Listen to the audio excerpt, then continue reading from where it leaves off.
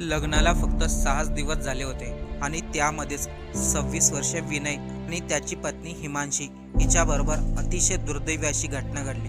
भारतीय नौदलामध्ये अधिकारी असलेला विनय आणि त्याची पत्नी हिमांशी या दोघांचंही 16 एप्रिलला लग्न झालं होतं। लग्नानंतर यांना स्वित्झर्लंडला फिरण्यासाठी जायचं होतं, परंतु व्हिसा मिळाला नाही, म्हणून फिरण्याचा प्लॅन चेंज केला आणि जम्मू काश्मीरला फिरण्यासाठी आले। जम्मू काश्मीरच्या पहलगाममध्ये फिरत असताना अचानक काही दहशतवाद्यांनी तिथं हल्ला केला।